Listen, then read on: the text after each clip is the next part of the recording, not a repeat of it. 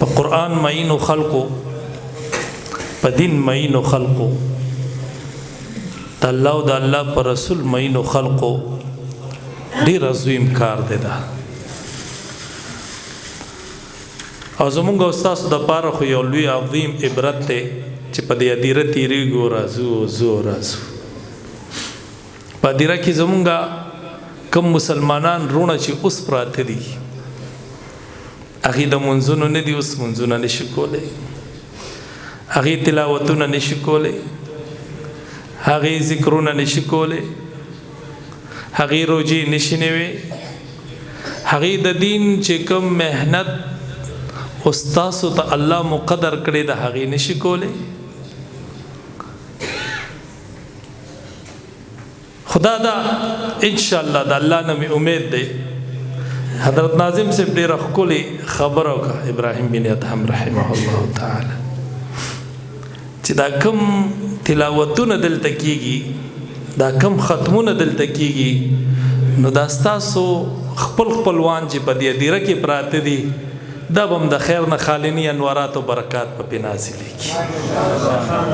انشاءالله شیخ عبدالحق رحمه الله تعالی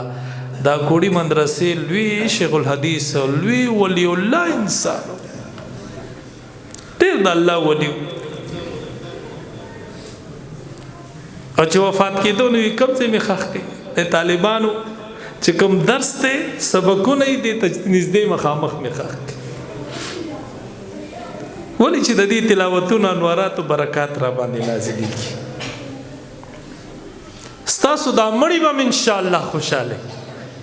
دا آوازونه به اوس دې ته وررسي دا محفل دلته روان دی دا برکات دا به په دې نازلېږي انشاءالله غیرتمندو په دین مینو ستاسو د پاره به انشاءالله دا یو عظیمه صدقه جاریه روانه وي ستاسو عمل نامه کې به انشاءالله حافظان وي عالمان وي مفتیان وي قاریان وي د دین داعیان وي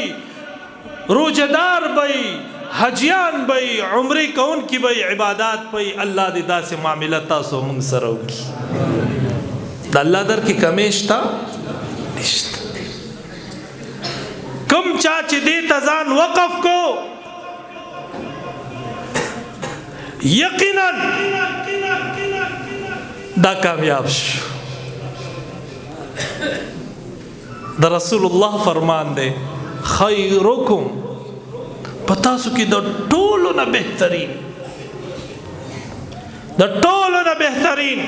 من تعلم القرآن چا چې قرآن زده کو وعلمه او بل ته وښودلو یو حدیث کې راځي دمدار روایت من تعلم القرآن د ټولو نه بهترین دا د رسول الله فرمان دی صلی الله علیه وسلم قرآن چا زده کو یې بل ته وښودلو او علمه یې بل ته وښودلو زما رونو چې رسول الله صلی الله علیه وسلم دا منصب قاریانو له ورکړی دی د قرآن معلمینو له ورکړی دی د قرآن ښیدونکو له ورکړی دی د قرآن درس ته ناستو خلکو ته ورکړی دی او د چا فرمان دی د رسول الله صلی الله علیه وسلم فرمان دی چرته دروغ کېدی شي چکه شک پکې کېدی شي نن مونږ ته د دنیا عہدو والا ټاټ باټ والا ټرپر والا گاډو والا دا مونږ ته کامیاب ښکاري والله قسم په الله مې وخوړو کامیاب خلک د قرآن والا دي او پته به په میدان لګي پته به په میدان محشر لګي چې دا بچی راغوستلی شي پته به په هغه میدان محشر لګي چې د دې بچی مور پلار راغوښتلی شي چې د پشتخرې د فلانی مور پلار فلانه او فلانه دی را پاسی جوړه ورته واغوستلی شي، تاج ورته په سر شي، عزت ورته ورکړی شي، مقام ورته ورکړی شي، خوشحالي ورته ورکړی شي. هغه پته په میدان به لګي چې دا دی هغه چې د رسول الله فرمانو زمونږ په ایمانو نن هغه مقام ته الله رسول دی چې زمونږ په ایمان دی. کو به د عمل که نه به کوو انشاءالله،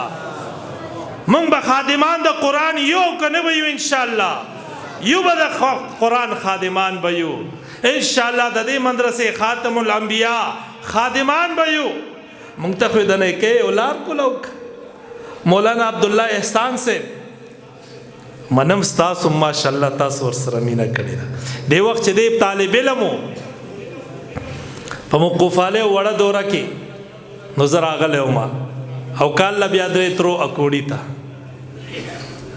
نو هغه بیان ما کړی و. ماشاءالله تاسو ورسره مرسته کړې ده، الحمدلله غیرتمن یې او انشاءالله دا ورځ یاد او ساتئ، دا محفل به تاسو ته یادېږي